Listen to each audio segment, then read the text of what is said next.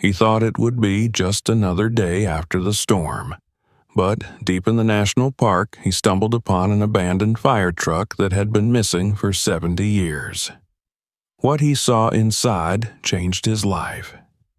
Subscribe, share this video, and tell me in the comments where you're watching from. The storm had passed only a few hours earlier, but its presence still clung to the Great Smoky Mountains as if the sky itself refused to let go. Gray clouds hovered above the ridges, their bellies torn open by the night's violent winds, and the sharp scent of wet earth drifted across the narrow service road where Eli Brooks guided his aging park truck.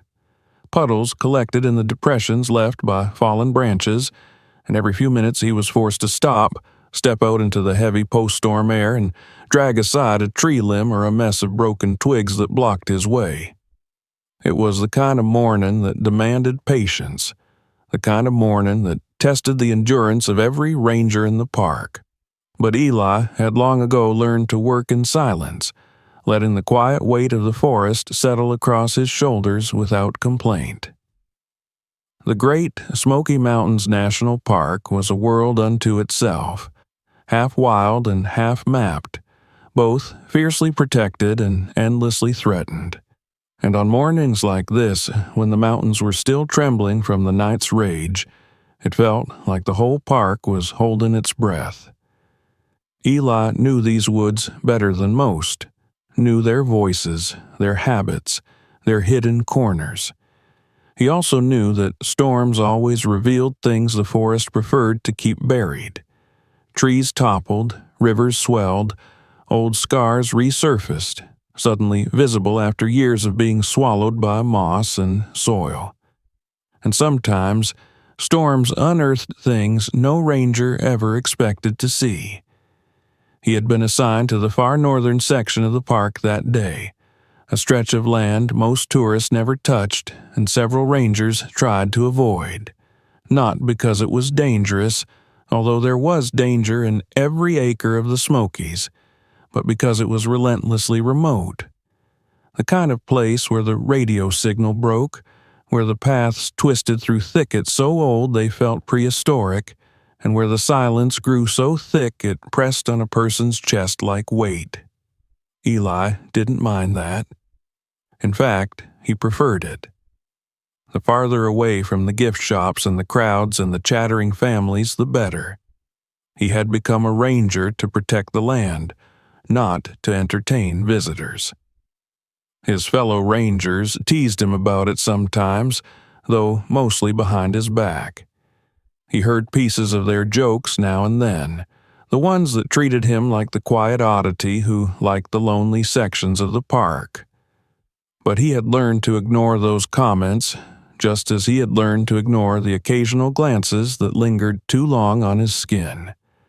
Being a black ranger in a place where very few ever were had hardened him early in his career. He'd stopped wasting energy on proving himself and instead focused on doing the work better than anyone else. Whether his colleagues respected him or not didn't change the land he cared for. Now, as the truck growled its way along a slope, still damp and slick from the downpour, he let the rhythm of the windshield wipers fade, listening instead to the faint sound of dripping water falling from the branches above. The storm had ripped through the range with unusual ferocity, according to the radio chatter that morning. Power lines were down along the main Tennessee highway. Sections of Roaring Fork had flooded, and several popular trails were closed until further notice. The park office had been filled with frantic motion, clipped orders, and half-finished coffee cups when he arrived before sunrise. But once he drove away from headquarters and deeper into the woods, the world shrank and settled back into itself, leaving only him, the truck, and the vast, ancient forest. He glanced at the paper map spread across the passenger seat, its edges worn soft from years of folding. The path ahead should have curved north toward a ridge where the fallen trees were reported, and he was already preparing himself for the long hours of clearing debris. The work didn't bother him. Physical tasks grounded him. What unsettled him, though he couldn't yet articulate it, was the strange heaviness clinging to the air. Something felt slightly off, as if the forest itself was waiting for him to notice something that had always been there. It wasn't until the truck rolled to a halt near a massive, uprooted pine that he understood just how strong the storm had been. The tree lay shattered across the path, its roots twisted upward like a giant claw made of earth and wood. Jagged chunks of soil were scattered around the crater it had left behind, exposing a raw wound in the landscape. Eli stepped out of the truck, the air thick against his skin, and approached the fallen pine. He took hold of one of the smaller branches and dragged it out of the way, then knelt to inspect the splintered trunk. That was when he saw it. Something that shouldn't have been there. Something out of place in the natural chaos of storm damage. A dull glint of red metal, barely visible between the ragged roots and wet soil. At first, he thought it was part of an old hunting stand or a piece of rusted equipment left behind by someone decades ago. The park was full of forgotten artifacts buried in the undergrowth like stubborn memories that refused to be erased. But this metal seemed larger, broader, and oddly curved. He brushed away a clump of dirt with his glove. The surface beneath it was unmistakably the faded remains of red paint. Not fresh, not even recent. Ancient, weathered, almost entirely consumed by rust. His brow furrowed as he leaned closer, pushing aside more soil. The shape appeared again. Another panel of metal, and another. He stood abruptly, his thoughts suddenly racing in a direction he didn't want to consider yet. He circled the uprooted tree, scanning the exposed roots, the perimeter of the crater. Whatever was under the ground wasn't small. It wasn't random debris. It was a structure, a vehicle. And if he was seeing what he suspected he was seeing, then something was very wrong. He returned to the exposed metal and pressed his hand against it. The cold of the steel seeped through his glove despite its age. He traced along the curved edge, finding an indention, a familiar indention, a door frame, the remnants of a hinge, a shattered piece of glass still clinging to the corner of a window. It wasn't possible. It made no sense. And yet everything in front of him insisted otherwise. He was standing over the remains of a fire truck, not a modern one, not a vehicle anyone would confuse with a recent model. This was an old fire engine, the kind he'd only ever seen in black and white photographs from the 1950s, built by companies long since dissolved or absorbed into others. It was half buried in the forest floor, swallowed by decades of growth and storms, hidden so thoroughly that no ranger before him had ever stumbled across it. The discovery sent a ripple of disbelief through him. Fire trucks didn't just disappear. If one broke down or crashed or burned, there would be records, reports, photographs. There would be stories passed down in the fire departments of the region, especially in a place as tightly connected as the small town surrounding the Smokies. But he had never heard even a whisper of a missing fire engine. None of the local districts had ever mentioned such a thing. And yet, here it lay, beneath the roots of a fallen pine, as if the forest had kept it secret for a lifetime. He moved carefully, circling the exposed portion of the vehicle. He tried to piece together what might have happened here. A rescue gone wrong, a fire that had spread unexpectedly, a road collapse that sent the truck sliding into the woods. But none of those explanations made sense. This wasn't anywhere near what used to be the access roads from the 1950s. This area was miles from where any fire crew would have reasonably traveled, and there were no signs of an accident, no splintered trees, no marks of impact. The truck had been here a long, long time. He crouched again, pushing aside soil until part of the driver's side door revealed itself. The metal was eaten through by rust, and when he gripped the handle and pulled, the door gave way with a groaning crack, snapping off its hinge and collapsing into the dirt. A burst of stale air escaped the cabin, thick with the scent of mold and decay. He froze. There, slumped in the driver's seat, was a human skeleton. Eli stared, his breath catching in his chest as the reality of what he'd uncovered settled over him like ice. The skull rested at an angle against the backrest, the jaw slightly open, as though the person had died mid-breath. The ribs were partially collapsed. One arm drooped against the side of the seat, while the other was positioned protectively across the chest, as if the person had been clutching something in his final moments. Tattered fragments of what had once been a uniform still clung to the bones, darkened fabric, charred in places, with a faint outline of what could have been a fire department patch. His mind surged with questions. Who was this? How long had he been here? And why had no one ever come looking? Deaths in the line of duty were not forgotten. Firefighters were honored, their stories preserved, their sacrifices remembered. Yet, here was a man who had died alone, buried in a truck that no one seemed to know existed. Eli stepped back slowly, forcing himself to breathe evenly. There was protocol, of course. He should radio this in immediately. Should contact law enforcement, the medical examiner, the park superintendent. But something in him resisted that instinct. Maybe it was the eerie detail of the body's position, or the impossibility of the truck's location, or the gut-level feeling that this was bigger than a simple discovery. The forest had held this secret for 70 years, and the moment he told someone, he knew the story would be swept into hands that might decide which parts deserved to be revealed and which parts deserved to be buried again. His gaze drifted back to the skeleton's partially raised arm.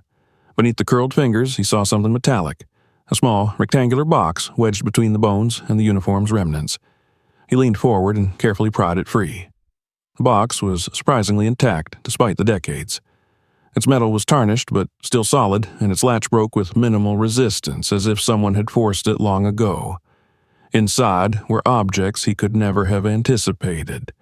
A stack of old U.S. dollar bills, edges charred but still legible, several small gold bars, each stamped with markings from mid-century mines. A bundle of papers so aged that the pages threatened to crumble under the slightest pressure. And at the bottom, a small notebook, its cover cracked, its corners burnt, but its spine miraculously intact. Eli's heartbeat thundered in his ears as he lifted the notebook from the box. He flipped open the first few pages, scanning the faint writing. The entries began innocently enough, listing crew members, equipment checks, routine notes from a fire department of a time long gone.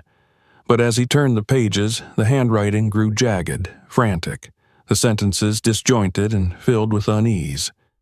Mentions of strange sightings deep in the woods, unauthorized camps, men carrying equipment that shouldn't be theirs. A warning, half erased by fire, about a blaze that wasn't meant to be contained. He closed the notebook carefully, overwhelmed by the implications.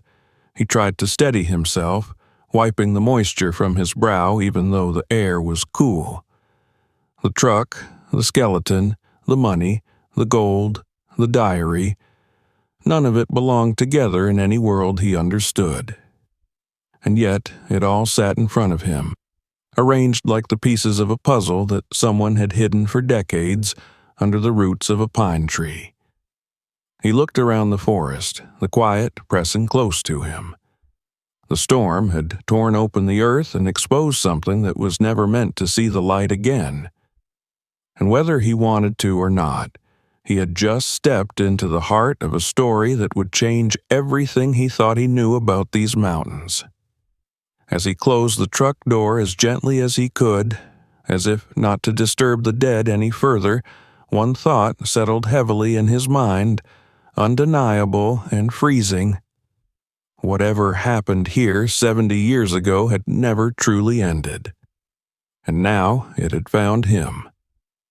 Eli carried the weight of the storm's revelations with him as he drove back down the winding trail, the forest passing in a blur of wet green and shadowed gold. The fire truck, the skeleton, the metal box, and the notebook. They occupied every inch of his thoughts, crowding out the ordinary rhythm of his ranger duties until the world outside the windshield became secondary to the images replaying in his mind. The park seemed quieter now, as though the Smokies themselves were holding their breath, waiting to see what he would do with the truth he had unearthed. The stillness in the air felt purposeful, almost watchful. Every fallen tree, every twitch of leaves in the breeze, every call of a distant bird sharpened his awareness rather than calming it. He had seen strange things in the woods before, remnants of forgotten cabins, lost campsites reclaimed by moss, the occasional rusted shotgun or antique metal tin buried in the undergrowth, but nothing had ever approached the magnitude of what he had discovered beneath the roots of that uprooted pine. He forced himself to focus on the road, navigating the slick curves with practiced precision. The sun was beginning to break through the clouds, sending scattered patches of light across the hood of his truck. Even so, the brightness could not cut through the chill that lingered in the pit of his stomach. When he reached the small ranger station, he parked farther from the building than usual, instinctively avoiding the busier areas near the main entrance. He shut off the engine, sat in silence for a moment, and stared at the box resting on the passenger seat beneath an old canvas bag.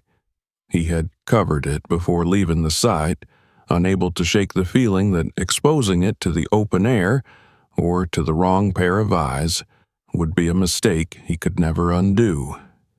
He retrieved the bag carefully, holding it against his side as he stepped out into the parking lot. He glanced around, noting which trucks belonged to which rangers. The supervisor's vehicle was absent, and most of the day shift was still out in the field. That was good. The fewer people he came into contact with before he had time to think, the better. Inside the station, he dropped off his standard storm report, clearing fallen branches, assessing minor trail erosion, nothing unusual. He wrote it with deliberate blandness. If anyone scanned it later, it would blend in seamlessly with dozens of similar reports filed after storms, but his hand hesitated for a split second before signing the bottom. Something about the act of writing down anything official felt too final, too exposed, as if acknowledging his morning's true discovery would somehow tether him to forces beyond his understanding. He shook off the thought, handed the clipboard to the administrative aide, and made his exit with a curt nod. The drive home was a blur. He lived a few miles outside Gatlinburg in a small cabin tucked away among cedars and maples, far enough from town to feel secluded but close enough for emergencies. The isolation usually soothed him, but today it felt like placing himself deliberately on the edge of a dark and unknown precipice. He unlocked the door, stepped inside, and immediately shut the curtains out of reflex, as though someone might be watching. The forest outside was perfectly still, but his nerves hummed with the memory of that dead man's final gesture, the protective curl of his arm, and the dreadful secret sealed within the rusted fire truck. Eli laid the canvas bag on his dining table and slowly removed the contents. First the notebook, then the stack of brittle papers, then the pouch with old currency, and finally the gold bars that still bore the faint stamped insignias of mines long closed. He exhaled through parted lips, steadying his breath before he began examining each item in detail. The cash was fragile, some bills glued together by age or half dissolved by moisture. Their dates were unmistakably mid-century. Someone had collected them intentionally, not as random pocket money, but as hidden payments, emergency funds, or perhaps spoils of something darker. The gold interested him more. Gold bars of that era weren't common, and many small private mines had operated in the mountains in the early 20th century, some legal, others not. He turned one bar in his hand, feeling its weight. It was heavy, heavier than he expected, almost unnervingly so. The edges were clean but worn, and the surface bore scratches from what might have been hurried handling before being stuffed into the metal box. Why would a firefighter have these? Why risk carrying gold in a life-or-death moment inside a burning forest? He set the bar down and opened the notebook again. The writing inside was faint in places, the graphite faded and blurred from moisture. Still, enough survived to reconstruct the story that had unfolded in the days preceding the disaster. The early entries painted a portrait of a competent crew responding to routine calls, brush fires, lightning strikes, small homestead incidents. But, as he flipped through the pages, the tone changed. There were notes about smoke sightings in places where no lightning had struck, reports of men camping illegally deep in the woods, far from designated areas. Detailed sketches of equipment the firefighter found suspicious. Fuel canisters stacked near abandoned trails, crates hidden under camouflaged tarps, maps strewn with hand-drawn lines marking unauthorized paths. Then came the entries hinting at confrontation. He read mentions of men who didn't look like hunters, men who wore expensive boots and coats that seemed wildly out of place in the deep forest, men with accents not of locals, men who carried themselves with confidence and entitlement, and who reacted with fearsome anger when spotted. He felt his pulse quicken as he traced the hurried, sharp slashes of handwriting in the latter entries. Words like armed, threatening, tracking us, began appearing with alarming frequency. The entries no longer sounded like the work of a firefighter documenting incidents. They sounded like the confessions of a man realizing he had stumbled onto something vast, dangerous, and entirely beyond his station. Then came the most chilling lines, references to a fire deliberately set. The writer described how the blaze grew too fast to be natural, how it moved like a living predator through the trees, and how he and his team began to suspect that the men they had encountered were behind it. The notebook recounted the fire crew's desperate attempt to escape being surrounded by a wall of flames, their retreat into the deeper woods, and their fear that the men had decided to burn them alive rather than risk being exposed. Eli leaned back in his chair, rubbing his forehead. The story was too large, too unbelievable, yet the evidence sat in front of him, silent, undeniable, deadly. He flipped toward the final pages, knowing what he would find, but still unprepared for the raw terror captured in the last written lines.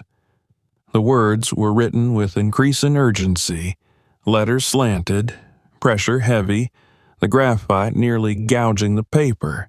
The author described fleeing alone after being separated from the rest of his team. He mentioned gunshots, shadows moving through the smoke. He described hearing one of the fire engines start, not in rescue, but in escape.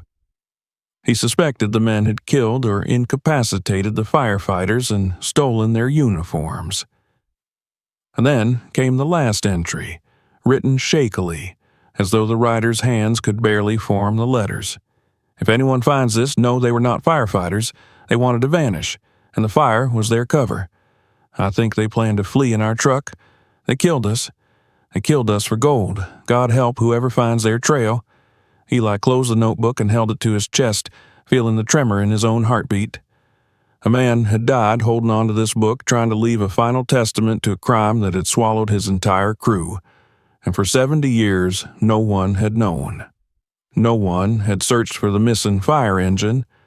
No one had questioned the absence of a crew. No one had recorded their deaths. He opened the old maps next, spreading them across the table with care. Some were charred around the edges. Others had water stains or folds so deep they had become permanent scars. But their markings were precise. Paths leading to remote parts of the Smokies, cultivated trails that never made it onto official records. Several spots were marked with X or circles. One such mark caught his attention. Near Ramsey Cascades, one of the most beautiful and treacherous areas of the park.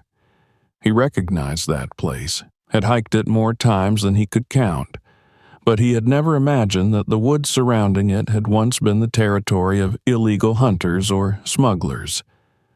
The realization settled over him slowly, tightening like a knot in his stomach. If the men in the notebook had been using the fire to escape, and if they had killed a crew of firefighters to do it, the gold was likely only a part of a much larger operation. And if the markings on the map indicated supply trails or hidden camps, then the operation hadn't merely existed, but had been organized, intentional, and expansive. Illegal mining, poaching, the kind of enterprises that required manpower, resources, and powerful connections capable of erasing official reports, silencing witnesses, and burying the past under decades of forest growth. He stared at the spread of evidence in front of him until the shadows shifted across the floor as the sun dipped lower. He should have reported the find. That was what protocol demanded. But protocol also meant turning everything, including the notebook and the gold, over to the authorities, and he could not shake the sense that doing so would ensure the story was buried all over again. Someone had erased the historical record once, someone powerful decades ago, and power did not evaporate with time. It passed between generations, changing hands like heirlooms.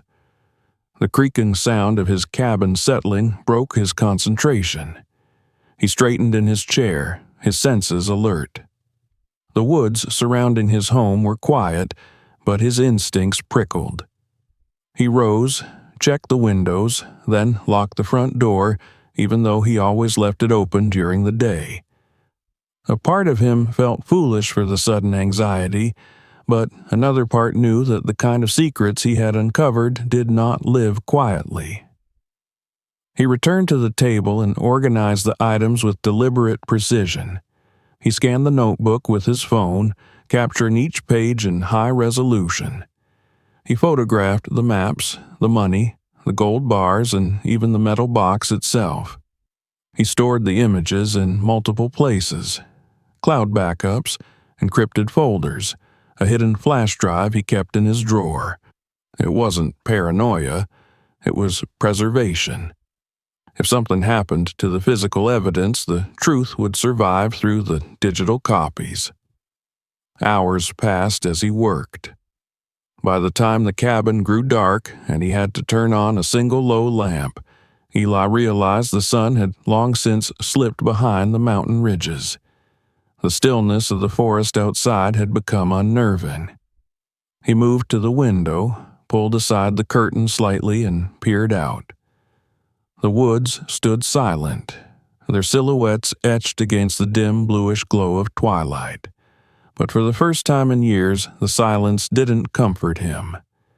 He turned away from the window, grabbed the notebook, and sat on the edge of his couch. His mind was a battleground of conflicting responsibilities: duty to his job, obligation to the forest, and the moral debt he now owed to the man who had died clutching that notebook. He imagined the firefighter alone in the woods, surrounded by smoke and betrayal, writing with shaking hands, hoping someone, anyone, would someday discover his words. Eli felt that hope settle onto his shoulders like a mantle he could not reject. He knew that everything changed from the moment he had pulled open the fire truck door. He had crossed a threshold, moving from simple ranger into unintended investigator, and though he had not chosen it, the task had chosen him. The evidence felt alive now, resonant, almost insistent. The forest had kept this truth hidden for 70 years, and the storm had decided it was time to reveal it. Eli placed the notebook on the table and looked at the maps again. The circles, the X marks, the faded notes, they all seemed to call to him. The truth wasn't merely in the past. Traces of it might still exist in the present, concealed in the labyrinth of ridges, hollows, and forgotten paths. If the men had been running an operation back then, perhaps their descendants or successors continued the same work now. Logic suggested that such deep-rooted corruption didn't simply vanish. And if that was true, then someone might be looking for the fire truck. Someone might have been searching for it for decades. And now that the storm had revealed it, and Eli had discovered its secrets, he had stepped directly into the spotlight of those who would prefer everything to remain buried. He placed a careful hand over the notebook one last time, feeling the faint ridges of the worn cover. The firefighter's final plea still echoed in his mind. God help whoever finds their trail. It wasn't a warning meant to dissuade. It was a message of responsibility, an inheritance of truth. Eli wasn't sure whether he felt fear or determination, perhaps both, but he knew he could not stop now. He would need more information. He would need to check old local records, talk to people who'd been around long enough to remember events nobody ever put in newspapers. He would need to look at the maps in daylight, compare them with modern digital charts, and identify the sites the firefighter had marked. And, eventually, he would have to return to that fire truck to search for anything he had missed. But that would come tomorrow. Tonight, he needed rest, even though rest felt impossible with the weight of the dead man's story pressing on his heart. He turned off the lamp, let the darkness settle in, and sat quietly in the cabin's quiet breath. Outside, the forest remained still, but there was something watchful in its calm, as though the Smokies themselves awaited the next step. Eli Brooks closed his eyes for a moment and exhaled slowly, understanding that his next steps could unravel a truth buried deeper than the fire truck beneath the fallen pine. The veil between past and present had been torn open, and the shadows that filled that gap were stirring. He had no idea yet how dangerous the path ahead would be, only that it had already begun. And tomorrow, the search for answers would lead him into the heart of history's most carefully hidden fire. Sleep did not come easily to Eli that night, nor did it linger for long once it finally claimed him. His dreams were fractured, distorted echoes of the forest and the fire truck, and the skeletal figure still seated behind its rusted wheel. The notebook appeared again and again in his imagination, its pages flickering like burning leaves, the handwriting twisting into warnings he couldn't decipher. When he woke before dawn, the sky outside still a deep slate blue, he felt as though the mountains themselves had shaken him from rest. The cabin was quiet, but not peacefully so. It had the tense stillness of a place waiting for something to happen. He rose slowly, every muscle stiff, and stood at the window overlooking the dark line of trees. The first hints of morning light filtered weakly through the branches, revealing nothing unusual. Yet Eli felt a heaviness in the air, as though an invisible presence drifted between the trunks, watching with patient intent. He breathed deeply, grounding himself, then turned toward the table where the notebook and old maps still rested. They had remained there through the night, untouched but silently potent, like relics demanding acknowledgement. He made himself a cup of coffee, though his stomach twisted too tightly to welcome food, and sat down to reread the final entries of the firefighter's journal. In the soft morning light, the graphite lines seemed even more fragile, as if the words themselves were fading with time, but their meaning had only gained weight. The desperation in the handwriting, the fear threading through the phrases, the careful documentation of sightings and suspicions, all of it built toward the inevitable tragedy that had unfolded in the woods decades ago. The man who had written these words had known he might not survive. His final message had been intended for someone like Eli, someone who would stumble upon the truth long after it had been swallowed by the forest. Eli closed the notebook gently and ran a hand across his face. He had already made up his mind last night, but now the decision felt solid, irrevocable. He needed answers. Not just guesses or theories, but concrete pieces of history that had been scrubbed clean from the official record.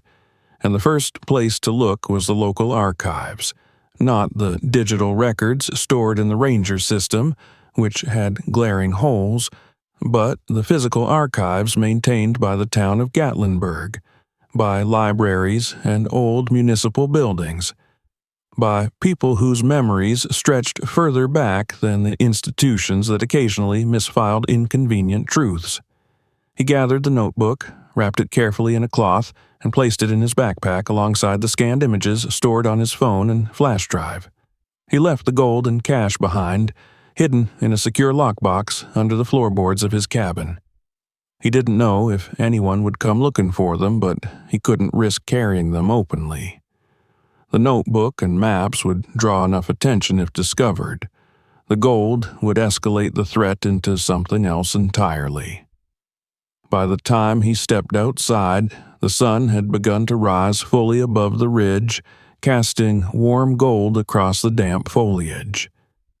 The Smokies looked almost peaceful, their mist drifting like soft breath over the treetops, but Eli felt none of the usual calm the landscape offered him. Instead, he felt exposed, as though every shadow hid a pair of eyes. He scanned the area around his cabin carefully before getting into his truck. The road leading away from his property was empty, but he couldn't shake the sensation that something had shifted in the forest overnight. The drive to Gatlinburg was shorter than he expected. The tourist-heavy town was still waking up, its streets mostly empty except for a few early bakery workers and maintenance trucks sweeping debris left by the storm. The main library sat near the center of town, a modest two-story structure with brick walls and tall windows that still bore streaks of rain. Eli parked across the street and took a moment to gather his thoughts before stepping inside. The morning desk clerk greeted him politely, and Eli nodded in return, heading straight for the historical archives on the lower level. He had visited the library many times, but always with routine inquiries, weather logs, geological surveys, conservation records. Today, however, his purpose felt heavier, more clandestine. The archive room was quiet, lit by overhead lamps that cast a warm glow across the shelves of carefully labeled binders, boxes, and microfilm drawers. The scent of old paper lingered faintly in the air. He approached the counter where the head archivist, an elderly woman named Marjorie, was sorting through a stack of newspaper clippings. She glanced up with a friendly smile, her silver hair pinned neatly in place, her glasses perched low on her nose. She had been working in the archives for longer than Eli had been alive. If anyone could help him navigate the murky history of the 1950s, it was her. "Well, Ranger Brooks," she said with a spark of recognition, "you're out early today. Storm give you more trouble up on those northern ridges?" "Some," he replied, keeping his tone even. "But I'm actually here for another reason. I'm looking for information about fires in the park around the 1950s, especially 1954. Marjorie paused, her expression shifting subtly. Not surprise, but something like curiosity tinged with caution. "That's a very specific request," she said carefully. "There aren't many records from that period. The park wasn't as meticulous about documentation back then, and some files went missing over the years." "I noticed that," Eli replied, watching her closely. "But I was hoping there might be old newspaper reports, local accounts, anything that didn't make it into the official fire logs." She studied him for a moment, then nodded. "Follow me." She led him to a row of shelves containing decades of newspaper archives bound into large volumes. She pulled out one marked for the early 1950s and placed it on the table. Eli opened it, flipping through the pages carefully. There were articles about county fairs, school events, farm auctions, and small-town squabbles. Occasional mentions of brush fire warnings, but nothing on major fires. He checked several more volumes. They were all the same. A summer drought in 1954 had caused concern, but no mention of any large-scale blaze. No missing fire trucks. No dead firefighters. His frustration grew with each empty page. It was as though the fire had never existed, as though the man in the truck had died twice, once in the blaze and again in the erasure of his story. "Strange, isn't it?" Marjorie said softly, placing another volume in front of him. "You'd think there'd be something. Fires were always big news back then, especially if they came close to the park." He nodded. "Do you think the records were lost?" "Lost," she echoed, then gave a small, dry laugh. "That's what we say when we don't want to accuse anyone of taking them." Eli looked up sharply. "Taken them?" She shrugged, but the gesture held more meaning than her casual voice revealed. "Some things disappear over time, sometimes because someone doesn't want them found." His pulse quickened. "Do you know why someone would erase records from that year?"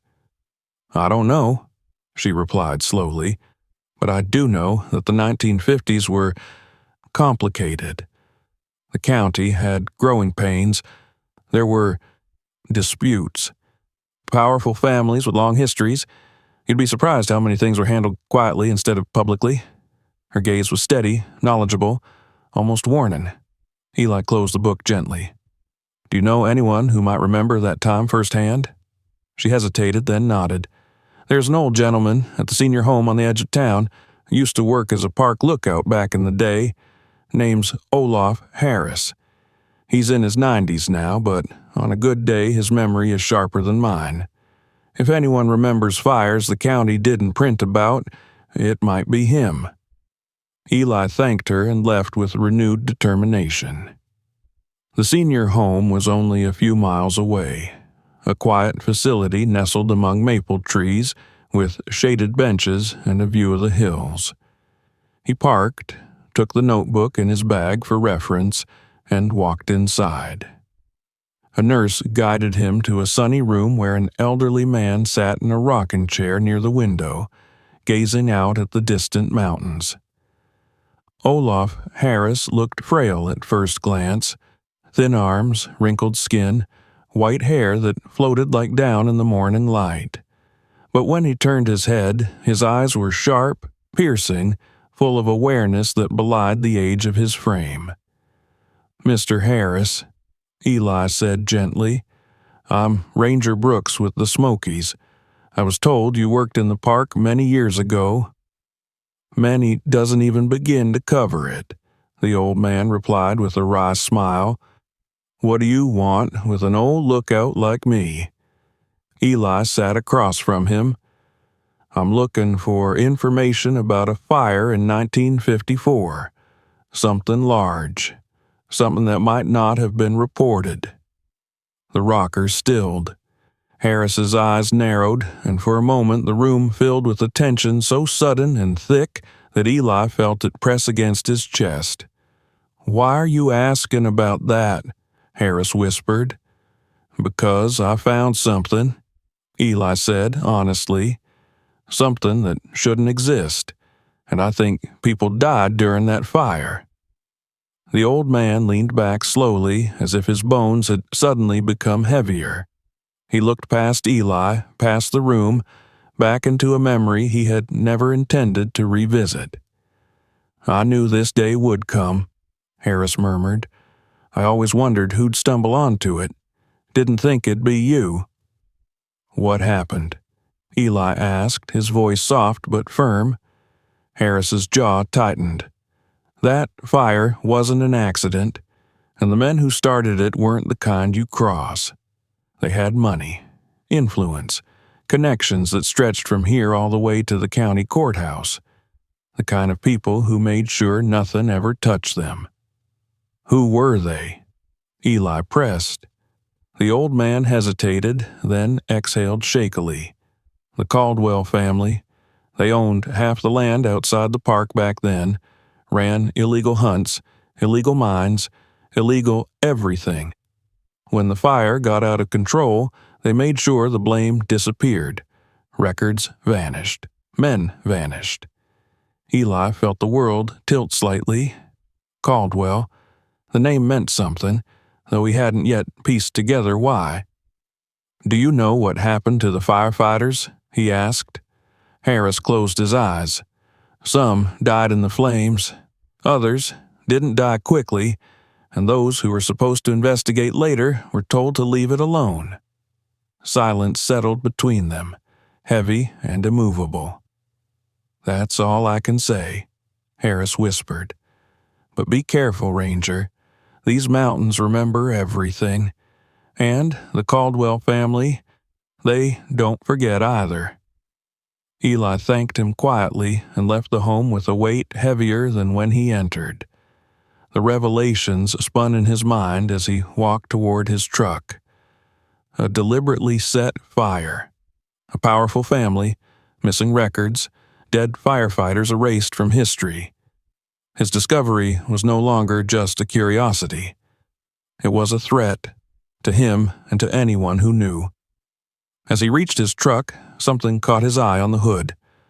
A smear of mud, fresh, deliberately placed. He brushed it away with a sinking feeling. When he got home, that feeling hardened into dread. On his cabin's front porch lay the stiff, lifeless body of a coyote, positioned neatly as though someone had placed it there with intention, a warning. The forest around his home felt darker suddenly, its silence no longer peaceful. Someone knew he was asking questions. Someone wanted him to stop. But instead of fear, a spark ignited inside Eli, a resolve he hadn't felt in years. Whatever truth had been buried in the Smokies for 70 years was clawing its way back to the surface. And now that he had seen it, he would not stop digging, no matter who wanted him silent. The shadows in the mountains were shifting, and for the first time Eli understood he was no longer alone in his search. Someone, or something, was watching. The past had stirred, and the present was beginning to tremble, and the next step into this forgotten history would be more dangerous than any trail he had walked before. The coyote's lifeless body lingered in Eli's mind long after he removed it from his porch and buried it near the tree line. Even as he washed his hands afterward, the cold water biting at his skin, he couldn't shake the feeling that the forest itself had shifted around him, closing in, watching, waiting. The warning wasn't subtle. Someone had been on his porch. Someone had followed him home or already knew where he lived. and someone was letting him know in the language of hunters and trespassers that he was crossing into dangerous territory. For most people, that would have been enough to back away, to let the past stay buried where it had lain hidden beneath the pine roots for 70 years. But Eli was not most people. The notebook had become more than an artifact. It was a plea, a voice reaching out from the ashes of the past, asking him not to turn away. And the more obstacles that appeared, the more determined he became. The next morning, he woke before dawn again, not because he couldn't sleep, but because his body refused to lie still. He felt the urgency of someone on the brink of discovery and danger. He stepped outside, scanning the perimeter of his cabin. The forest was quiet, but unnaturally so. Not the gentle, waking quiet of dawn, but the tense hush of a place listening closely. Even the birds seemed slow to start their morning chorus. He moved through his cabin gathering supplies, maps, water, a GPS device, a pair of binoculars, and, hidden at the bottom of his pack, the scans of the notebook entries. The original notebook he left concealed beneath the floorboards. He would not risk losing it. He didn't know if anyone would search his home, but the thought no longer seemed paranoid. It felt inevitable. Today, he would explore the locations the firefighter had marked. If the past and present were connected by the actions of one family, one network, one hidden operation, then the trails might still hold remnants of that activity. And if the warnings he had already received were any indication, someone else was still using those routes. The morning air cooled his skin as he drove toward the trailheads, the fog hanging low over the hollows. As he approached the old Forest Service road leading toward Ramsey Cascades, the trees arched overhead, forming a tunnel of dew-damp branches. The storm had downed a few trees along the way, but most had already been cleared by the maintenance crew. The farther he drove, the rougher the road became, until he parked his truck and continued on foot. The forest here was older than most parts of the park, with towering tulip poplars and massive hemlocks rising like ancient pillars. Their trunks were scarred by storms and time, but their roots were deep, their presence anchoring centuries of history. The air smelled of wet bark and earth, carrying a faint sweetness from the fog that drifted between the trees. Under normal circumstances, Eli would have appreciated the beauty of the area. Ramsey Cascades was one of the Smokies' jewels. But today he was searching not for waterfalls, but for evidence of a darker legacy. He followed the markings on the old map, comparing them with his GPS. The firefighters' hand-drawn trails didn't always align with the modern ones, but they were close enough to guide him. He moved deeper into the woods, leaving the main tourist paths behind and stepping onto ground where the vegetation grew thicker, untouched by casual hikers. Several miles in, he noticed something that made him pause. The faint impression of tire tracks, recent enough that yesterday's rain hadn't erased them completely. He crouched and traced the edges of the imprint with his fingers. These weren't made by standard park vehicles. They were from something heavier, possibly an off-road truck or utility vehicle, and the tracks weren't following any official route. They were cutting diagonally across the forest, following the exact path marked on the old firefighter's map. His pulse quickened. He rose and followed the tracks cautiously, moving quietly between the trees. The trail wound through the undergrowth, up a slight incline, then leveled out onto a narrow ridge. From there, he could see down into a shallow gorge. And at the base of that gorge, partially concealed by fallen branches and the remnants of old storm debris, was the entrance to an abandoned mine. He knew this place. It wasn't on any official register, but he had heard rumors from hikers and amateur explorers over the years. Most dismissed it as just another relic from the mountain's mining days, but the map had marked it clearly with an ominous X drawn over the entrance. Eli descended carefully into the gorge. The rocks were slick with moss, and the shadows pooled thickly beneath the canopy. When he reached the mine entrance, he felt the temperature drop. A cold draft seeped out from the darkness within, carrying a metallic scent that unsettled him. He stepped closer and examined the area. This wasn't an abandoned site left to rot in the elements. The ground near the entrance had been cleared recently. Tools had cut through the brush. Boot prints, at least 3 distinct sizes, marred the soft soil. Even more telling was a small pile of charred debris to the right of the entrance. Someone had burned something here not long ago. The ashes were still dark, clumped with partially melted plastic. The smell of burnt nylon lingered faintly. He crouched, sifting through the ashes. He found fragments of fabric, possibly from a tarp or nylon bags, bits of cardboard, something metallic but melted beyond recognition. Whatever had been here was destroyed deliberately. And not with campfire materials. This had been a controlled burn for disposal. The realization hit him fully then. This place wasn't merely a relic. It was active. He stepped back and scanned the gorge. The forest was still, but the stillness no longer felt natural.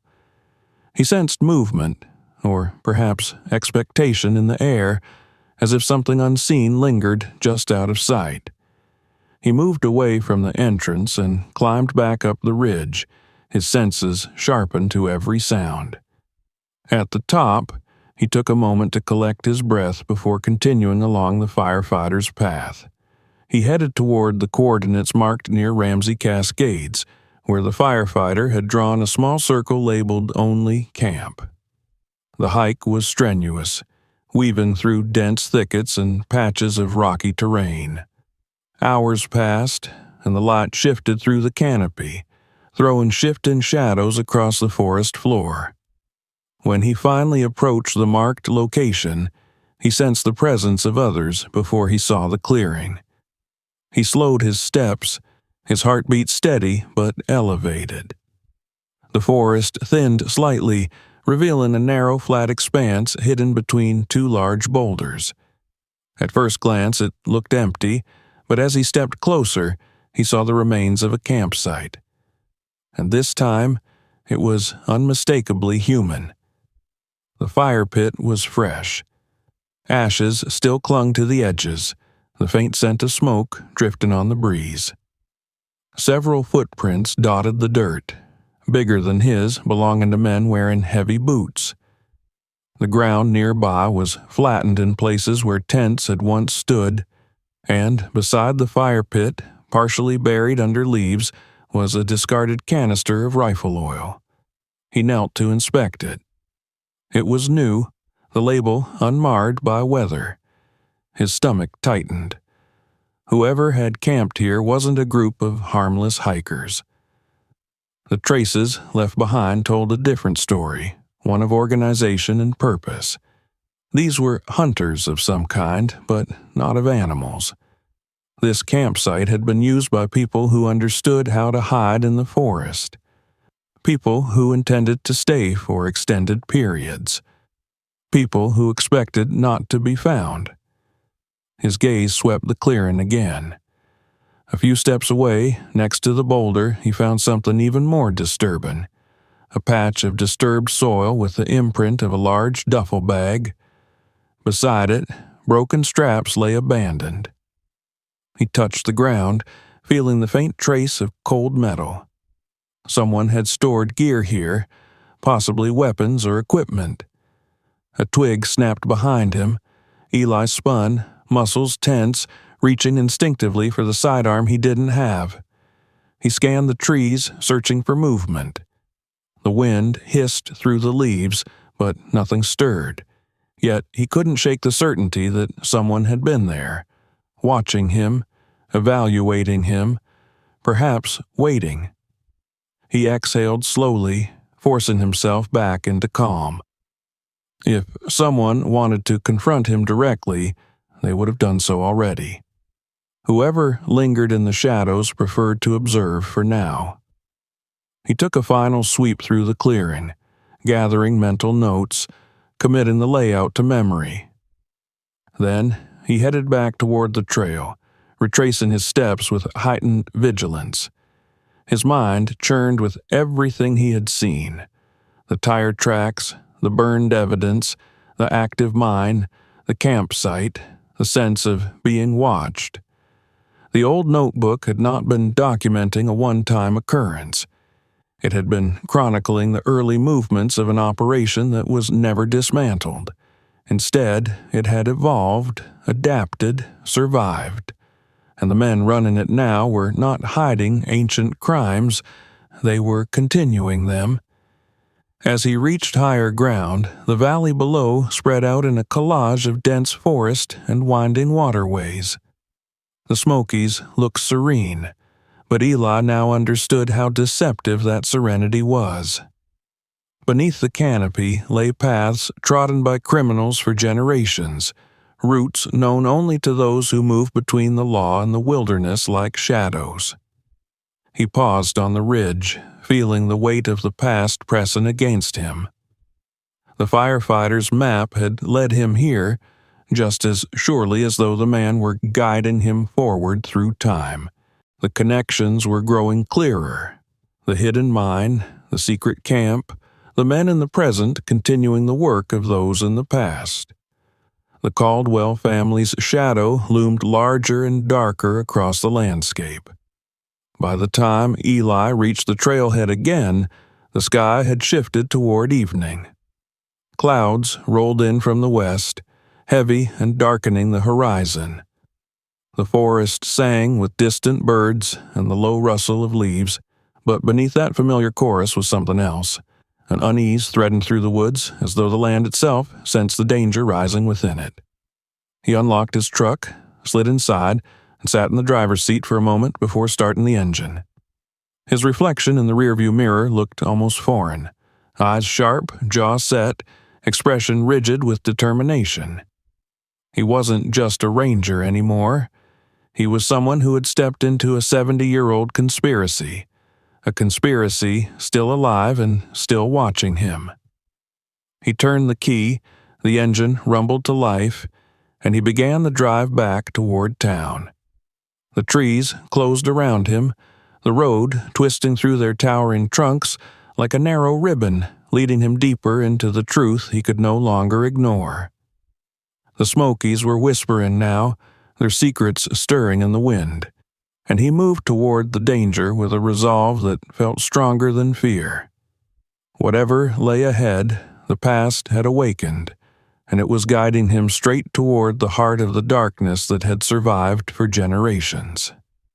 Night had fallen by the time Eli reached his cabin again, the forest wrapped in a darkness that felt heavier than usual, as though the mountains themselves were bracing for what he had uncovered. The headlights of his truck carved two thin tunnels through the trees, but everything beyond that narrow reach of illumination seemed to pulse with quiet anticipation.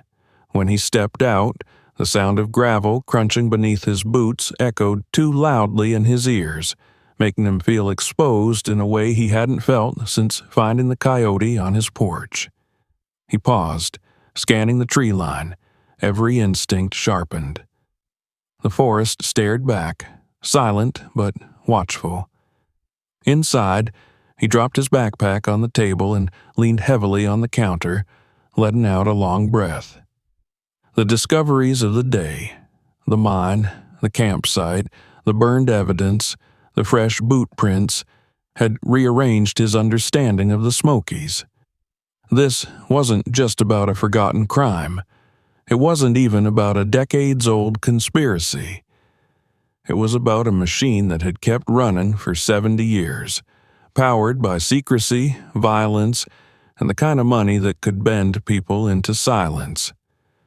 He poured himself a glass of water, though his hands were trembling slightly, and sat at the table, spreading out the old maps once again. The markings felt different now. They were no longer simply historical clues, but active indicators of a network that still thrived under the cover of wilderness. He drew new paths over the faded ones with a red pencil, tracing both the historic routes and the modern activity he had observed. Where old ink met fresh graphite, a picture emerged, one that connected the past to the present with chilling precision. The Caldwell family. The name had echoed in his mind all day, following him through the woods like an unseen presence. Olaf Harris had spoken it with the kind of fear that lingered even after decades, the kind of fear that had no place in idle memory. These were not just wealthy landowners from the county's early days. If the old ranger's words were true, they had built an empire on illegal hunts, mining, smuggling, and God knew what else. The fire in 1954 wasn't an accident. It had been a weapon and a smokescreen, a way to erase witnesses and pave the path for their escape. But they hadn't escaped the forest entirely. They had only dug themselves deeper into it. Eli sifted through the stack of papers again, stopping at the old newspaper clippings he had found earlier. He searched for the Caldwell name, scanning each page carefully. The family appeared often enough, always framed in the flattering context of charity events, land donations, political dinners, and community sponsorships. Their public image was one of generosity and respectability, a facade carefully curated and maintained. But the more he read, the more glaring the omissions became. Their wealth had no clear origin. Their influence extended far beyond what their documented ventures could explain, and their presence in county history always seemed to coincide with unexplained gaps in official records. He found no mention of the fire that had killed the firefighter whose bones now rested in that rusted truck. No mention of any tragedy or investigation. The omission was deliberate. Someone had scrubbed it clean. He rubbed a hand over his face. The more he uncovered, the more he realized how deep the roots of this conspiracy reached. It was no longer just about a hidden operation. It was about a family that had woven their secrets into the fabric of the county. They had passed their power and their crimes down like heirlooms, generation after generation. He stood and moved toward the window, peering out into the moonlit forest. Shadows drifted across the clearing, stretching and retracting as clouds passed over the moon. The woods appeared calm, but after what he had seen today, he knew better. The forest wasn't just a silent witness. It had been used as a shield, a sanctuary for men who operated outside the law, men who knew the terrain just as well as he did, maybe better. He returned to the table and opened his laptop, pulling up old property records for the Caldwell family. Most of their land holdings lay outside the park, but several parcels pressed directly against its borders, creating ideal entry points for off-grid operations. One of the properties, a sprawling hunting ranch, passed down through 3 generations, sat less than 10 miles from the mine he had found earlier. The connection was impossible to overlook. He felt a knot tighten in his chest. If the Caldwells were still involved, and everything suggested they were, then the men he had seen traces of in the woods weren't just poachers or criminals working independently. They were part of a lineage that had sustained itself through blood and fear. They had ancestors who had killed firefighters without hesitation, men who had burned the forest to hide their sins, men who had likely raised their children and grandchildren to continue their legacy. His thoughts were interrupted by a sudden creak from the porch. Eli froze, listening. It wasn't the natural settle in a wood. This was a direct, deliberate step. Someone was there. He moved silently to the window, staying out of sight, and peered through a small gap in the curtain. The porch was empty, but he saw a flicker of movement at the edge of his yard, just a shadow slipping behind a tree, too quick to identify. His heart pounded in his chest as he remained perfectly still, watching for several minutes. When nothing else stirred, he backed away slowly, resisting the urge to turn on any lights. The warning had been subtle, but undeniable. Whoever had placed the coyote on his porch knew he hadn't heeded the message, and now they were escalating. He returned to the table and sat heavily, breathing deeply as he tried to regain his focus. Fear was natural, but panic would be deadly. He had dealt with dangerous situations before. He had tracked lost hikers through blizzards, rescued tourists from cliffs, and confronted illegal hunters armed with rifles. But nothing compared to this. This wasn't one moment of danger. It was the awakening of a storm that had been gathering for decades. He pulled out the notebook again, flipping to the entries that described the men the firefighter had seen. Wealthy, confident, armed, unafraid of consequences. The descriptions mirrored the rumors he had heard about the Caldwell family's patriarchs, men who had considered the forest their private kingdom. Suddenly, he remembered something Marjorie had said in the archive room. The 1950s were complicated. Powerful families had influence in ways that were never written down. If the Caldwells had managed to erase an entire fire from the county records, what else had they buried? He pulled up criminal databases on his laptop, searching for any Caldwell arrests or ties to illegal activity. There were none. The family appeared spotless. Too spotless. It was the kind of cleanliness that only came from control, not innocence. He broadened his search to include known associates, businesses, and partner companies. Again and again, he encountered dead ends, records that tapered off, businesses that dissolved suddenly, individuals who disappeared from documentation altogether. It was a pattern of erasure so consistent that it could only be intentional. The Caldwells had maintained not just power, but a legacy of invisibility when it came to their darker dealings. Eli sat back in his chair, staring at the screen. The truth was becoming unavoidable. The past had not simply been forgotten. It had been engineered into silence, and the present was still being shaped by that same manipulation. He returned to the maps laid out across the table. His gaze traveled along the old marked paths. The symbols the firefighter had drawn, circles, X's, arrows, began to align with his recent discoveries. The mine entrance matched one of the old X marks. The clearing near Ramsey Cascades was another. That meant the remaining marks were just as significant, just as active, perhaps.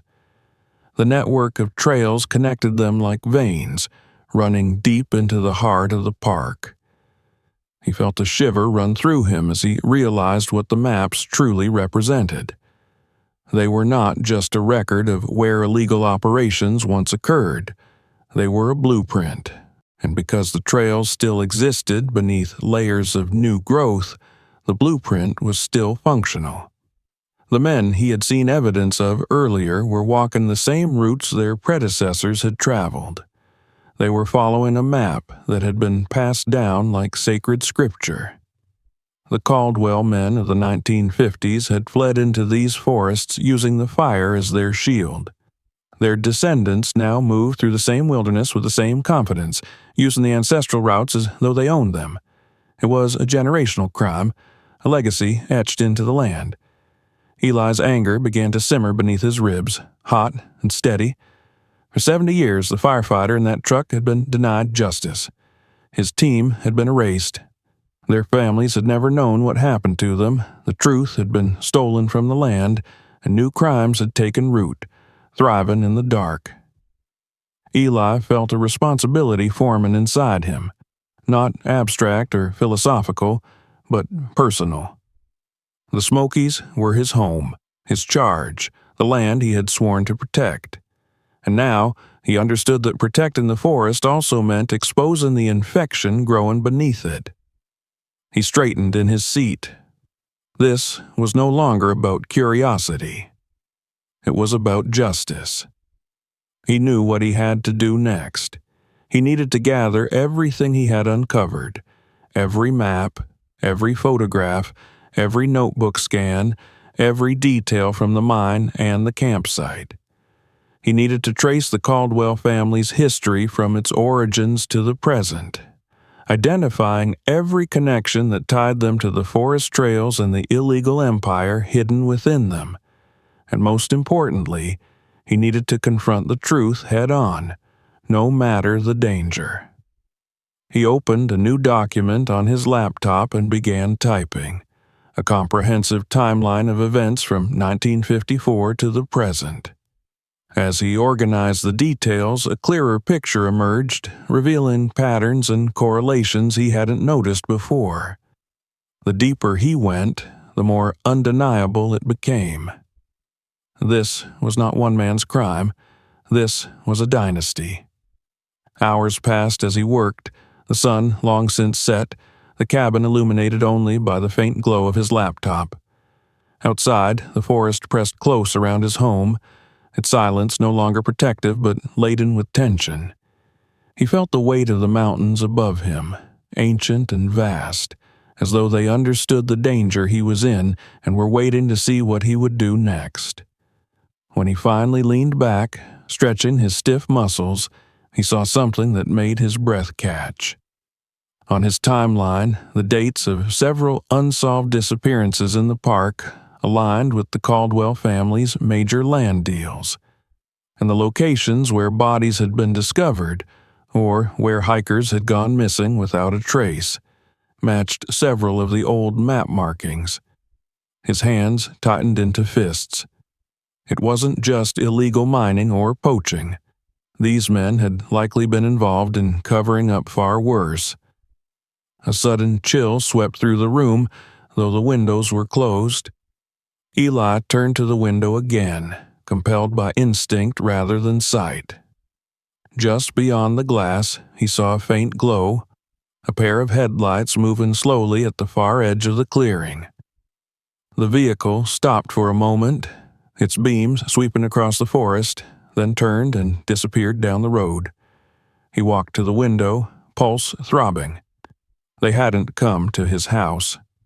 Not yet. But they were close, watching, measuring. He stood there for a long time after the headlights vanished, waiting for any sign of return. When none came, he exhaled and returned to his table. His resolve had strengthened, solidified into something unbreakable. If the Caldwell family was circling, he needed to move quickly. He couldn't face them alone, but he didn't intend to expose his findings locally either. Too many people might be compromised. He would need to reach beyond the county, reach someone who wouldn't be intimidated or silenced, someone who had the resources to unravel a 70-year-old conspiracy. He closed the laptop gently, the weight of his next steps heavy yet focused inside him. There was more work ahead, more danger, more truths waiting in the shadows of the Smokies, but the path forward, though perilous, had become clear. The Caldwell family had ruled these mountains from the shadows long enough. Their legacy of fear and silence had stretched across generations. Now it was time to break it. Eli looked again at the notebook, the final testimony of a man murdered by those who thought themselves untouchable. He touched the worn cover gently, almost reverently. "I'm going to finish what you started," he whispered.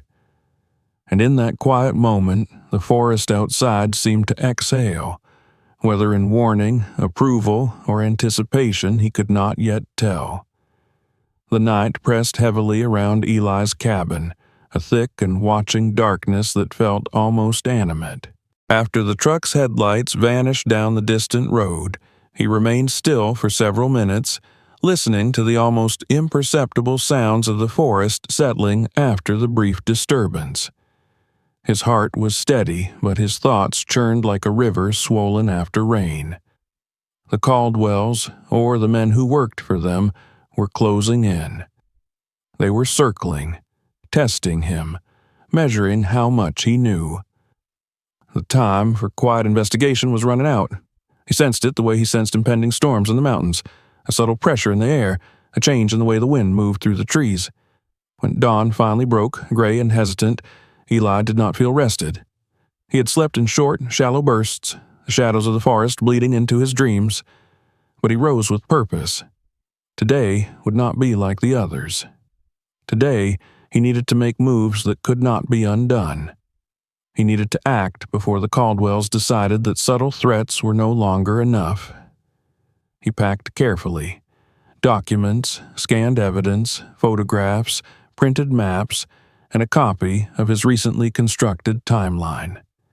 He placed the original firefighter's notebook back into its hiding place beneath the floorboards, securing it beneath the reinforced panel he had installed years before.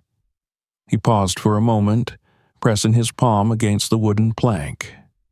It felt like leaving behind a piece of history he had sworn to protect, but carrying it now would be reckless. If anything went wrong today, the notebook needed to remain safe. As he stepped outside, the morning air felt strangely brittle.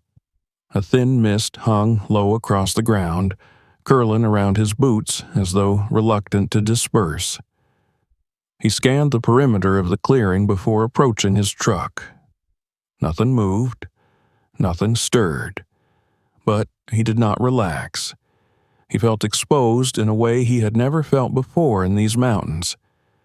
He drove toward town with a single goal: to deliver his evidence into the hands of someone capable of bringing down the Caldwell empire. Local law enforcement was out of the question. Too connected, too compromised. Even the park administration might be infiltrated. The Caldwells had been woven into the county's political and economic landscape for generations. Their influence ran through the region like underground roots, invisible but powerful. Anyone connected to local institutions could be a risk. He needed someone outside the system, someone who couldn't be silenced or bought, someone with teeth. He parked behind a quiet cafe on the edge of town, the sky still dull with morning fog. Inside, the aroma of coffee and baked pastries drifted through the air. Patrons murmured over newspapers, blissfully unaware of the storm building just outside their peaceful bubble. At a corner table near the window sat a man Eli had contacted through a secure channel the night before, a journalist from a national investigative news outlet, known for dismantling political corruption and uncovering crimes buried under decades of lies. The journalist, Ben Marlowe, rose slightly as Eli approached. His handshake was firm, his eyes sharp and assessing, his demeanor calm. He looked like someone who had spent years staring down dangerous men and wasn't easily rattled. That gave Eli a small measure of comfort. They sat quietly for a moment, the sounds of clinking mugs and soft conversation creating a fragile cocoon around them. Eli studied Marlowe carefully, searching for any sign of duplicity. But he found none, only a focused intensity that hinted at a keen mind, honed by years of uncovering hidden truths. After a long breath, Eli opened his backpack and placed the evidence on the table between them. Marlowe began to sift through the photographs first, then the maps, the printed diary pages. Each item he inspected with growing intensity, his brow furrowing deeper with every piece. Occasionally, he glanced up at Eli, his expression an evolving blend of intrigue, disbelief, and mounting alarm. When he finished, he leaned back slowly in his chair, exhaling sharply. "This," he murmured, tapping a finger on the map showing the mine and the old trail.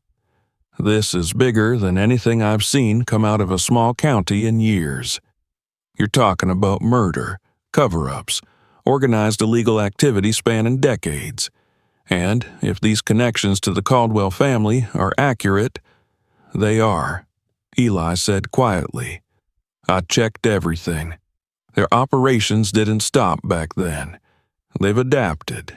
They're still out there using the same trails, same hiding places, maybe even the same methods." Marlowe nodded, his gaze sharpening. "If everything you've shown me is real, and from what I can see it looks painfully real, you're sitting on the kind of story that could devastate an entire power structure, the kind of story people would kill to protect." Eli didn't flinch. "I know." The journalist studied him carefully. "And you're willing to go through with this?" Eli met his gaze with steady resolve. Those men never received justice. Their families never knew what happened, and the people who killed them passed their crimes on to their children and grandchildren like a family trade. "I won't let it keep happening." Marlowe nodded slowly, an expression of respect settling into his features. "All right, I'll take this story, but you need to understand. Once I start digging, the Caldwells will know someone is coming for them. They'll fight back. Hard." "They already know," Eli said.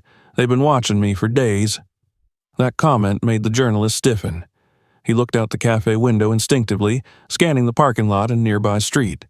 His jaw tightened. "Then we need to move fast.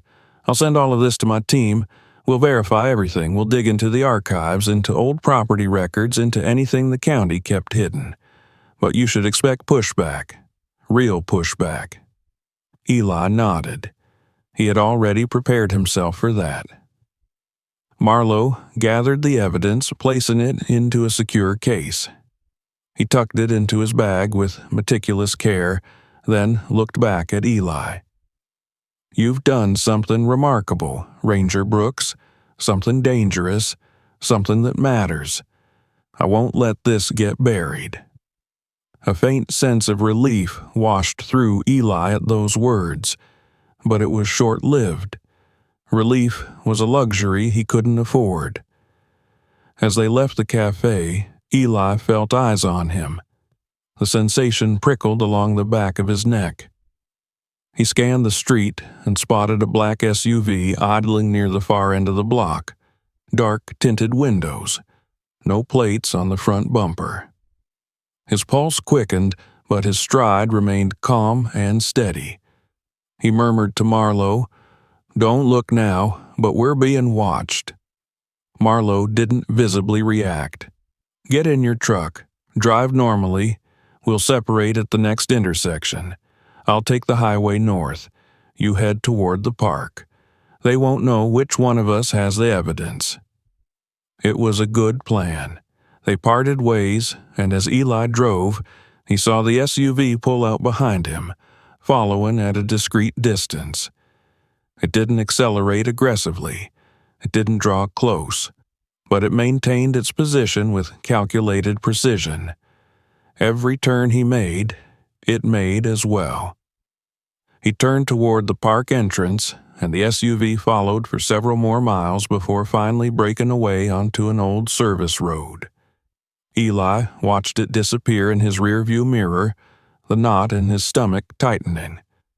They were circling him again. Closer now. Less subtle.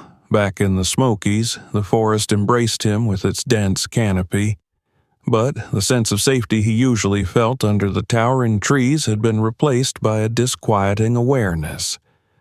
The trails themselves seemed tense, as if they knew the weight of the secrets they held and the danger approaching from the shadows. He parked near a remote trailhead, a location seldom visited by tourists and almost entirely ignored by rangers unless assigned. He needed time to think, to plan, to predict what the Caldwells would do once Marlowe's investigation began unraveling their carefully built facade. He walked into the forest, moving along a path that wound around steep ridges and through thick undergrowth. The whispers of leaves followed him, their rustling blending with the distant call of a hawk. Here, in the depths of the Smokies, he felt the pulse of the land more acutely than ever. The mountains had always been his refuge, but now he sensed a quiet warning in their presence, a hush of anticipation. As he walked, his thoughts traveled to the firefighter whose final moments had been spent fleeing through these woods. He imagined the smoke choking the air, the roar of flames behind him, the fear of being hunted by men who had turned the forest into their battleground. He imagined the weight of the metal box held tight against his chest, the hope that someone, anyone, might one day uncover the truth. Eli paused, leaning against an old hemlock as a wave of emotion surged through him. Anger, grief, determination. They wove together until they became indistinguishable. He closed his eyes for a moment, letting the forest settle around him, then continued walking, deeper into the landscape that held so many answers and so many ghosts. He didn't know how long he walked before he sensed he was no longer alone. It wasn't a sound or a movement that alerted him, but an instinctive awareness that someone was behind him, weaving through the trees with careful, deliberate steps. He didn't turn immediately. He let his eyes scan the edges of his peripheral vision. A shadow shifted near a cluster of rhododendron. Another flicker of movement near a fallen log. His heartbeat quickened. He stepped forward, then abruptly pivoted, eyes locking on the shape of a man emerging from the tree line. He recognized him instantly, one of the men from the illegal camp near Ramsey Cascades. Broad shoulders, thick beard, cold eyes. The man stopped several yards away, posture rigid but unthreatening on the surface. Eli didn't relax. The silence stretched between them, thick and taut. "You've been busy," the man said finally, his voice low and steady. Eli didn't respond.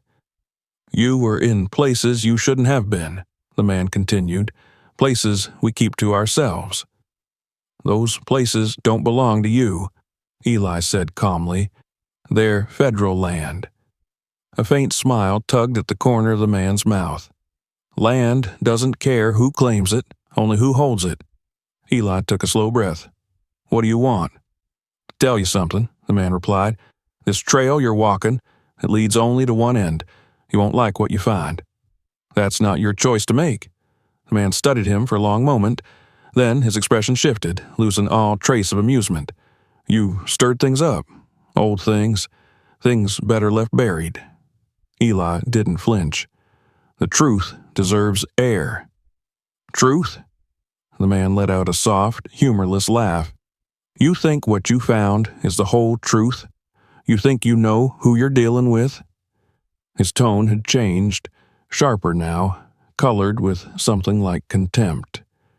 "You don't know the Caldwells," the man said. "You don't know what they've done, what they will do." "I'm learning," Eli replied. The man stepped back, melting into the shadows of the undergrowth. "Be careful, Ranger. The forest won't save you, not from them." Before Eli could move, the man vanished into the trees, leaving behind only the faint rustle of leaves and the echo of his warning. Eli remained motionless for several seconds, letting the encounter sink in. His chest felt tight, not from fear, but from the confirmation he had long suspected. The Caldwells had eyes on him everywhere. Their network wasn't hidden. It was woven into the land itself. But the threat didn't deter him. It sharpened his resolve. He returned to his truck with a new clarity. The confrontation he had just witnessed was not a warning to stop. It was a sign he was close, too close for their comfort. And Marlowe now had everything he needed to shine a blinding light into the darkest corners of the forest. By the time Eli reached his cabin again, night was beginning to fall, the forest painting itself in deep shades of blue and black. He sensed he was being watched still, but he ignored it. He went inside, locked the door, and sat at the table, staring at the firefighter's notebook beneath the floorboards, imagining it glowing like an ember in the dark. The time for secrets was ending. Over the next days, Marlowe and his team worked relentlessly. They contacted former park employees, pored over vintage maps, uncovered sealed records, interviewed retirees who remembered snippets of old stories whispered behind closed doors. And the more they uncovered, the more the Caldwell facade began to crack. It started with old mining permits that had never been properly revoked. Then came a string of missing persons cases from the 1980s and 90s that had been dismissed as hiker accidents, but bore eerie similarities. Then the financial ties, quiet donations to key officials, land swaps that erased boundaries between private and public property, shell companies that funneled money into unknown projects. One by one, the pieces aligned. A generational criminal network, illegal mining, poaching, smuggling, land corruption, murders, cover-ups, and a forest fire used as a mass grave. At the end of the week, Marlowe called Eli late at night. His voice was tense with anticipation. "We're going public tomorrow," he said. "Everything is verified. Everything is ready. And when this story hits, the Caldwells won't be able to hide behind their money anymore." Eli closed his eyes briefly, relief mixed with dread. "What do you need from me?" "Nothing," Marlowe replied. "You've done enough, but stay alert. Once this goes live, they'll know exactly who brought this storm to their doorstep." The call ended, and Eli stood alone in the center of his cabin. The world felt suspended for a moment, as though the forest outside was holding its breath. Morning came, and with it the eruption. Across every major news outlet, Marlowe's investigation exploded into the national consciousness. Headline after headline revealed the Caldwell family's hidden empire, spanning 7 decades of illegal operations, corruption, murders, and government interference. Photographs of the fire truck, scans of the notebook, interviews with the former employees, satellite images of hidden trails and old mines, a detailed timeline of the cover-ups.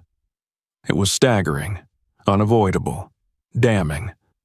Law enforcement descended on the Caldwell estates within hours, federal, state, and local. Raids were conducted, computers seized, men arrested, vehicles impounded. A family, long considered untouchable, was suddenly at the mercy of the law.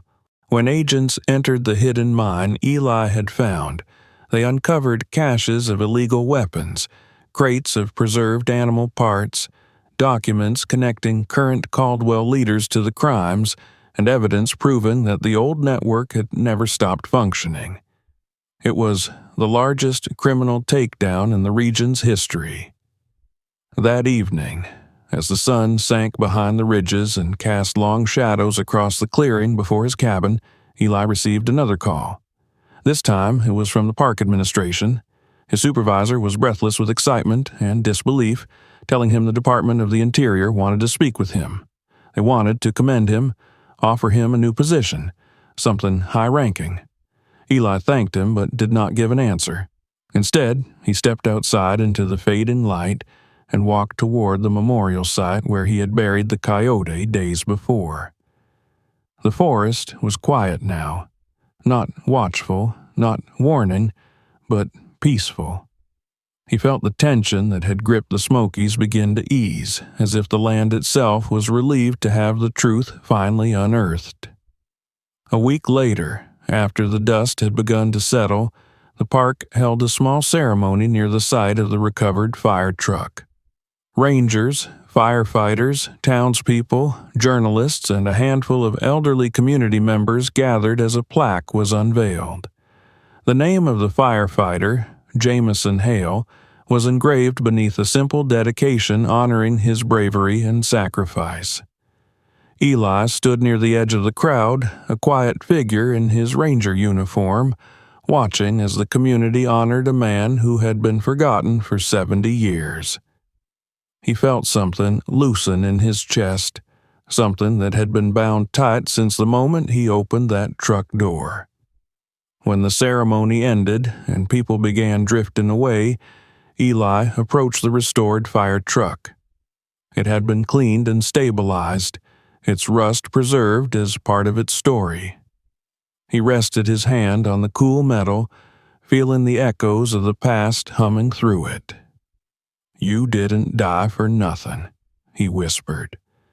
The forest rustled faintly, as if acknowledging the sentiment.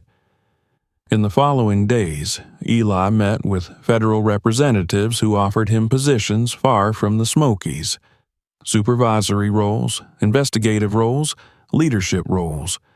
But each offer felt hollow to him. The Smokies were not just his workplace. They were his home, his history, his responsibility. So he declined every one. He chose to remain where he belonged, walking the trails, protecting the land, honoring the legacy of those who had fallen within it.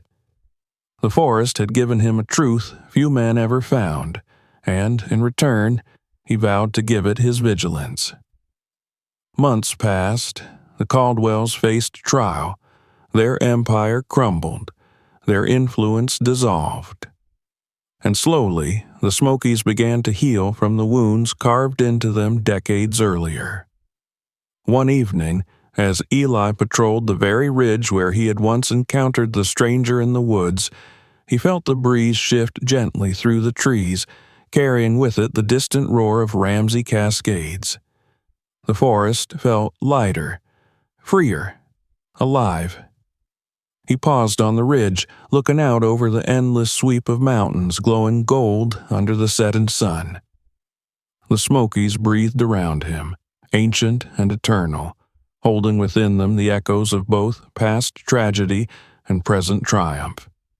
He closed his eyes, letting the wind brush against his face, and murmured softly to the land he had fought to protect. The truth always finds a way out. And with that, he continued down the trail, the mountains at his back, and the vast, untamed future stretching before him like an open path waiting to be walked. If you want more stories like this, make sure you subscribe. Share this video and check out the next ones. You don't want to miss what's coming. Tell me in the comments where you're watching from.